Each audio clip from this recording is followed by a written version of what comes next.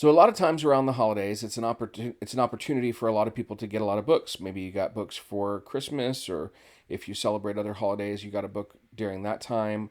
Or maybe you went to the store and just picked up books for yourself and treated yourself, or maybe some sort of combination. So I wanted to take a minute and kind of do a book haul, which I haven't done in forever, and just kind of show you what books I got during December and I'm very excited about.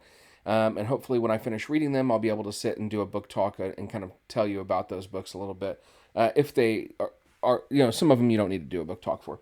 So, a great example of one that I wouldn't need to do a book talk for, but that I did get, and this was the surprise book on Christmas. I wasn't expecting to also get this, and that is the Harry Potter and the Chamber of Secrets. Now, I'm a huge Harry Potter fan. I know that J.K. Rowling is somewhat problematic nowadays, or not somewhat. She's very problematic nowadays, but Harry Potter itself has had a huge impact on me, and I very much love the Harry Potter books, movies, all that kind of stuff.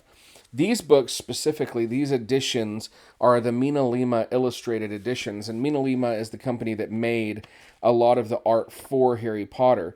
So there's all kinds of stuff in here, pictures, and these pictures have like different kinds of interactive aspects. I don't even know quite how to do this yet.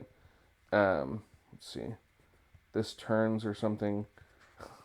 I haven't even really looked at this yet, but you can see that. Oh, okay. Yeah, you can see that. I'm not doing great, but beautiful illustrations, beautiful cover. It's got like a three-dimensional aspect to the pictures, which is really nice. There's inserts that you can pull out and all kinds of stuff in here. I've had a few different kinds of illustrated editions before, and I really love them. But I especially love these. These are absolutely beautiful, and just the binding, everything about this book is beautiful. So I'm very excited to have that. It's going to take me some time to go through and look at all the details of that. So is that going to be the book that I probably would read? Like, probably not, just because it's a little bit cumbersome, the stuff that's in it. But it's a great like extra version to have of these books to be able to enjoy all that wonderful art. So now, two books I did ask for Christmas and I did get that I'm very excited about and want to share with you. Both biographies. I didn't think about it when I chose the books, but they both happen to be about Presbyterian pastors, ministers, but different kinds of fellas. So one of them is I got The Good Neighbor, The Life and Work of Fred Rogers. So I think that Mr. Rogers is someone who has really come back into public attention, especially since the movie came out that kind of talks about his life a little bit. It was a beautiful, beautiful movie starring Tom Hanks. But I've always really thought that Mr. Rogers was a pretty phenomenal person, someone to look up to, kind, patient, all the things that we hope to be. And so I've read like a chapter out of this so far. I'm trying not to get too into it yet because I have other books I need to read first, which is a little bit challenging. But I'm very excited to have The Good Neighbor, The Life and Works of Fred Rogers by Maxwell King is the author of this book. So can't wait to jump into that. I love biographies. I'm really drawn to other people's stories. So I'm excited about that. And so the other biography I got is A Burning in My Bones, which is a biography of Eugene Peterson.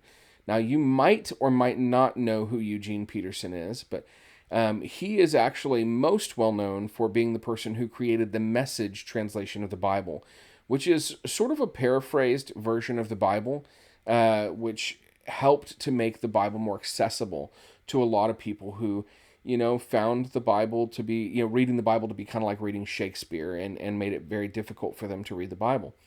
So that's what he's most well known for. Now, he's done a lot of other things. He's written other books. He was a minister for a long period of time.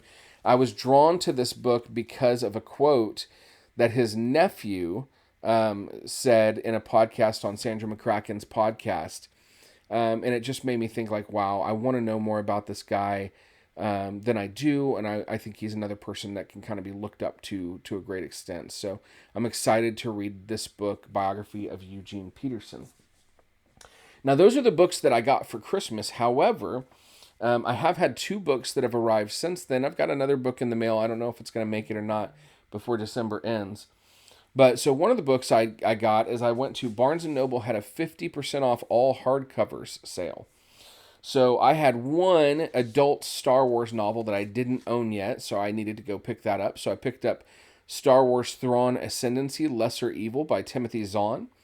Now, this is the 3rd book in the Thrawn Ascendancy trilogy, which is really a trilogy that's looking at the rising of Thrawn as a character. You know, Thrawn as a younger person. Thrawn's a character that if you're a huge Star Wars fan, you're a big fan of, but has also been in some of the cartoons, and has been mentioned in The Mandalorian Season 2. Will probably come around again either in one of the Star Wars shows, maybe Ahsoka.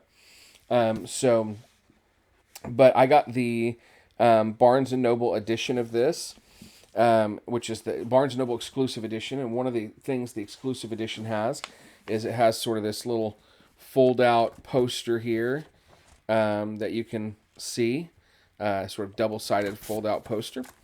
I usually don't take those out of the books because I feel like it diminishes the value of the book.